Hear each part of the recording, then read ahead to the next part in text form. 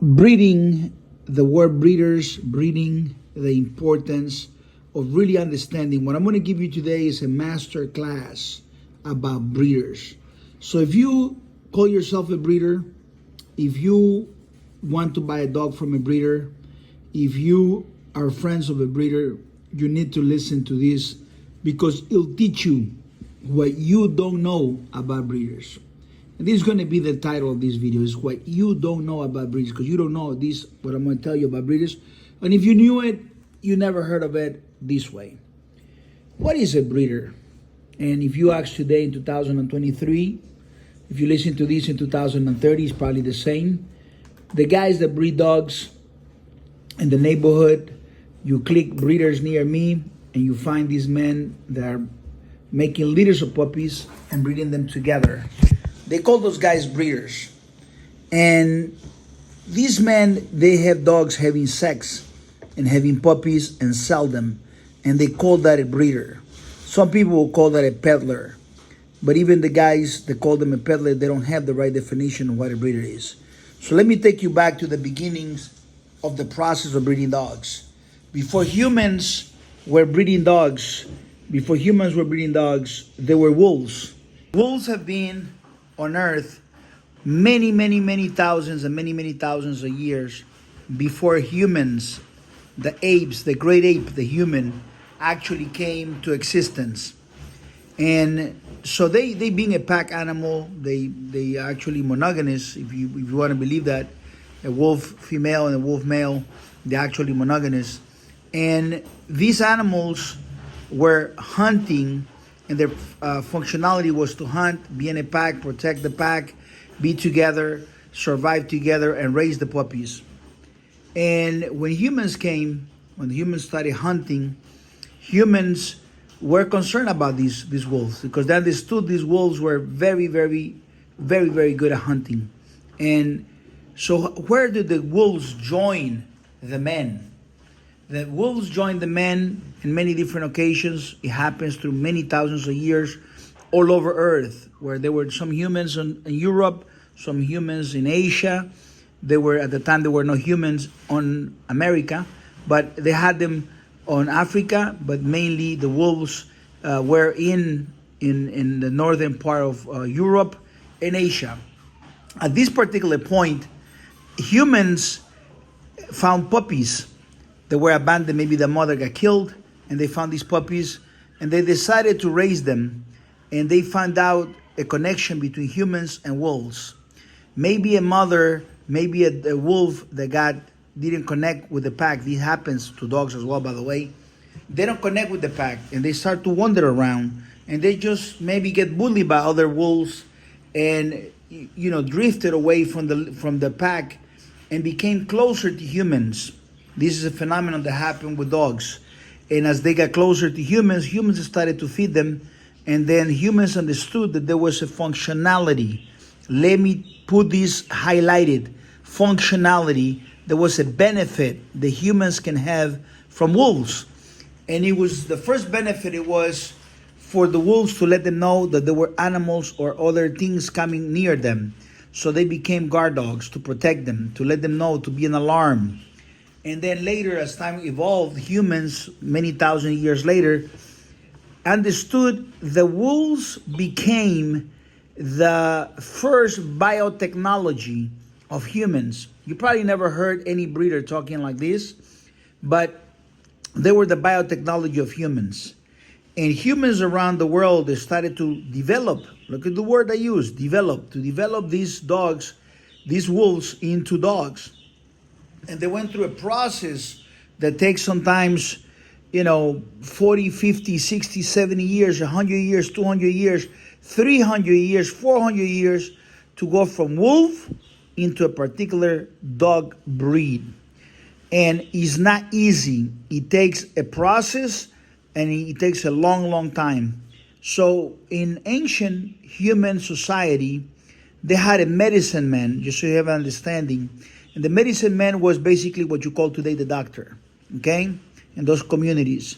And they had a smith man, or maybe a father and a son, or maybe two brothers, or a father and two brothers, working to sharpen the knives, to work with iron, to work with copper, whatever they had, or just sharpen the stones and make them sharper so they can make arrows and they can make javelins and stuff like that. Weapons. They were building weapons. Thank you, Thais.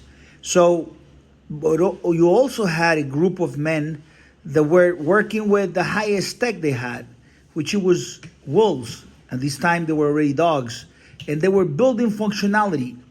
In Europe, someplace, they developed these puppies to be with the dogs. There is the Burmese. I don't know if I'm pronouncing it correctly, but the Burmese, when they were developed them, and I think they still do, the ranchers, they take the small puppy, maybe it's about 2 months old, 3 months old, and they put this white Burmese dog to be around the sheep, and they raise them together like they are sheep, and these dogs develop a sense of love and companionship and brotherhood with the sheep, and they grew up and protect them from predators because they are basically of the same kind.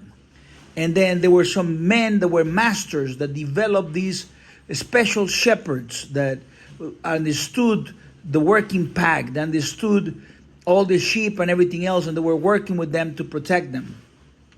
In another part, there was the pharaohs. The pharaohs wanted to make some bets. They wanted to have the fastest dog, and one pharaoh wanted to have the fastest dog, and they had these men that they were full-time employees working very hard to who can create the fastest dog. So they created all these, like the Afghan wolf, the Afghan dog that is a racing dog, all these different breeds.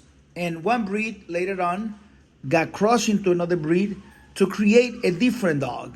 Okay, Ireland and the UK are responsible for creating a lot of the different breeds that we have in America. All these terriers, all these hunting dogs.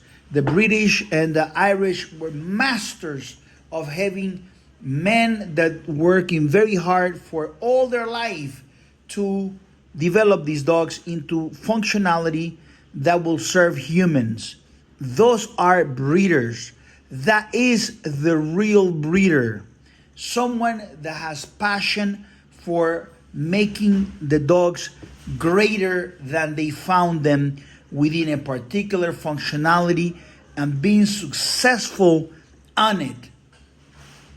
Today, what you have is someone that takes a dog from somebody else, something that's popular, you breed them for a profit. That's how Maybe the breeder of 2023 also have passion. Passion is not enough. The person needs to be a set of standards, values, morals, and it needs to be a person that, apart from passion, has to be knowledge and experience to give results. You got to have knowledge, but what happens is when monkey see, monkey do. And so we are in trouble now because let's say the American Pit Bull Terrier as a breed. There was back in the early 1900s and in the 1800s, Americans had passion for pure breed dogs, pure bloodlines. And although that can go in several ways, what they wanted to say is, I want to have a better dog. I want to have reasons why this dog is better. I want to have a reason why this dog has a particular quality that was guided or given by a man behind this. And that's where these great men came from. These men didn't need to have the famous word kennel. They didn't have to call themselves prime kennels, super kennels, from the death kennels, Nightmare on Elm Street kennels. They didn't have to have these names. Themselves, their family, the Johnsons, the Jackson, Mr. Carver, Mr. Earl Tudor, Mr. Hollingsworth, Mr. Akart, maybe, and Chico Lopez. These men develop bloodlines, develop within the breed. They're men, already within the breed, they're men that develop specific bloodlines. And these bloodlines have the name either of the dog that they created, that is a super dog, or the name of the breeder. In this case, you have, for example, either you have a Carver dog or you have a honey bunch dog. You either have a Crenshaw dog or you have a Jeep dog. You either have a Hollingsworth dog or you have a Mayday dog. And people make all kinds of mistakes. For instance, the dummies will think that the Hollingsworth dog is a red dog. And Mayday, which is actually Hollingsworth Mayday and the biggest creation and the apex of Hollingsworth, they discount it as a different dog. And these kids start to make their own ideas and their own things. And the worst thing that I discover is when you create this sense of community. That is the worst thing that can ever happen. When you have these so-called breeders, they are fake breeders, they get together and they start to share ideas and they lose the sense of competition. And they want to fit into a model, into a cookie cutter where they all protect each other as a community. That's the worst thing. When you have an independent man that is competing for him to be the best by creating the best dogs and people to love his dogs because his dogs are better, that's the pure breed dog. The American Pit Bull Terrier. People talk about the standard. So, this dog had the standard, that dog that had the standard, and so on and so forth. Breeders love to talk about the standard in American Pit Bull Terrier. And the truth is, when you look at a dog and you say, this dog is the standard, where did this dog got made? You'll find out that the dog was not made with the standard. The dog was made by the set of unwritten rules that are called the framework of building, the framework of working. And that framework in the American Pit Bull Terrier is the best dog. The best dog is the only breed. That's the only animal that should be bred continuously, because what American Pit Bull Terriers are animals of superiority. One is the winner and the other one is the loser. And I'm talking before we involve these dogs into the pet breeders and pet owners, which are a disaster. Not the pet owners, but the pet breeders are a disaster to the American Pit Bull Terrier breed. And because they create the worst dogs. Those are not real breeders. And so what happens is, what you need to have is a sense of competition, and the best guy breeds the best female to the best male. These are powerful decisions. Let me give you a perfect example of two men that within bloodlines bred dogs, and they make these things to happen. I'm going to give you a recent samples. I'm going to give you Mr. Hollingsworth. Mr. Hollingsworth, just like an engineer, needs to make a decision to create a better transmission by using better alloys, using better technology, the angulation of the gears, the design of the transmission, the way of the system, the oiling system, the shifter. So many different things can make a transmission better. A piston engine, you can make it better by having a different size of the rod, making the rod longer, making more compression, turbos, blah, blah, blah, nitros. You can make so many things. Engineers make this decision. The racing fancier participates a little bit in it, but really what makes a difference is the engineer. They make engineering decisions. In dogs, breeders make breeding decisions. When a man is by himself and not in a community of breeders, this man like Hollingsworth goes to a man by the STP and tells him, I'm looking for the Patrick dog that I want to breed to him. And they bring Buck, which was famous and popular to everybody. You know, he was the hottest ticket in America at the time. He said, no, I'm not looking to breed to him. I want to breed to Jesus Cody. And that's how he created Hollingsworth Dolly. And this Hollingsworth Dolly, he went out of his yard to breed to Yellow. And that's why Grand Champion Mayday came from. Now, Mayday himself had a lot of sons. And Chico Lopez seen all these dogs, all the most popular dogs, from Barracuda to 600, also the Licardo, all the females, from Chanel to whatever. He sees them all. And there was a standard on durability. They were a little slow, per se. Some of them have good finishing ability, but they were not perfect. They were a little slow. When Chico Lopez by himself was able to see the dog, not to be confused, repeat, not to be confused with the knockoff called Macho Buck, the dog called Macho one-time winner, bred by Acard, Victor Acard. That dog it was a better version of a dog in the eyes of Chico Lopez than Barracuda, than Hunch, than everybody.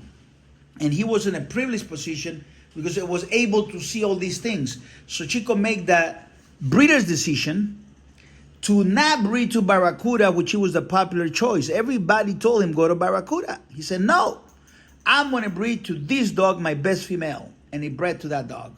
And that's where Awesome Buck and all these legendary dogs of Chico Lopez, all the Ciega the Great, all the Chilindrinas, and all these beautiful things, the Bagman, Mechanic Buck, Athos, all these dogs come from this one breeding decision.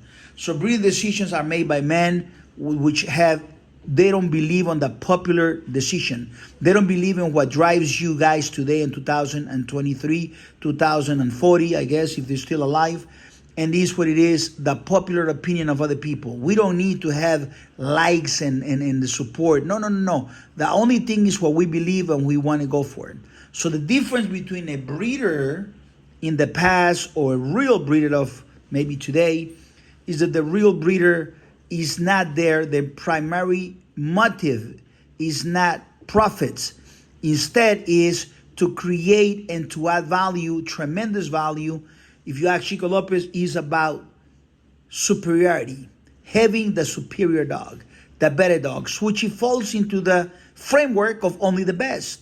The best male goes with the best female. And the person that decides what's the best, it is not the common guy. Because one of the biggest problems with the common guy is when he has to choose. I tell people, I said, listen, one guy called me and said, listen, can I choose the puppy I want to have? And I say, that will be the cheaper version. If you want me to choose for you, I'm going to charge you $1,000 extra. He said, why? He said, because you don't have the eye that I have to choose. Your opinion is really not on my level. You see what I'm saying? So these guys today, they are giving too much credit. They're giving too much value to their own limited opinion.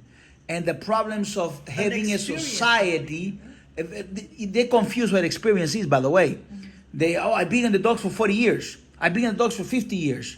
So they might have a 1 year experience and 49 years of repetition, which is a disaster, by the way. So breeders are the cancer of all the breeds. If you go look, because all the breeds were created by real breeders. And this new jazz of breeders near me or breeders near my location, this new jazz of breeder idea is the one that breeds only for profit. And some of them are nice people, let me tell you this. Nice ladies, nice guys. But being nice is not good enough. Oh, this guy is reputable. Define to me what reputable means. Being a nice person, breeding puppies that are healthy. If you buy a dog, he'll deliver the dog to you. He'll sell you the dog. You will get a dog. That's being reputable. But that's not reputable in quality. That's not reputable in quality. Or maybe the quality you're looking for is not the greatest quality. And everything that surrounds Chico Lopez is the greatest. It's about being the greatest. And it's always what it was. It was the same basics of those same breeders back when the pharaohs and all those people were around. Those community, those society breeders that were necessary to work with the biotechnology that you can transform and modify to give you a particular function in society. We took the American Pit Bull Terrier from the 1990s, the very best bloodlines, and we understood the bloodlines is a relationship. And within each bloodline, there is 1, 2, or 3 members, maybe only one out of 100,000 that is the one. The one. And going for the one is more important than being with the bloodline. And once you get the one and you breed them and you start to have an understanding and using your giftedness, which is, you got to be gifted. Once you get to this point in your life, you have to have a gift. Have you ever seen someone that has a gift on building a home, an architect? You know, you have 2 guys that go to school to become architects. One, he learns everything from school. He's a good one. But the great ones, they actually have natural giftedness to them. They were gifted. There was a gift by God genetically to them. They were lucky to have it, and they went to the same architectural school, so they both graduate. But one becomes the guy that makes the house, that makes the something small, and the other one is the one that designed the biggest palace, the one that designed the iconic buildings that last forever. And the difference between them is the one has giftedness. When you have a breeder that has the gift of selecting the best dogs by the rookie eye, and then you add the experience to it, the global experience, you have someone that knows how to grade the dog properly. So whenever you're buying a dog, whether it's an American Pit Bull Terrier, a German Shepherd, or whatever, you're going to find two type of breeders. You're going to find the new Jazz, which is a guy that has some idea, some pedigree, some story. Everybody's passionate about their own story. So you'll find that everybody thinks he knows everything. So how do you separate one guy that's a nice guy, that's very passionate? Let me tell you, when I got into dogs, I found the guys that had the Chinaman dogs. They were passionate. Yeah, everybody has a story. You go to this country, they got the best dogs and they got this story. The other one, they got this story. So how do you know who has the one that you need to choose? You go by the numbers, the numbers. These numbers are the ones that will tell you on a basic formula that is compared to what? You compare this to this. Ford versus Chevrolet. Chevrolet versus Dodge. Bugatti versus Ferrari. Volkswagen versus Porsche. Volkswagen versus Ferrari.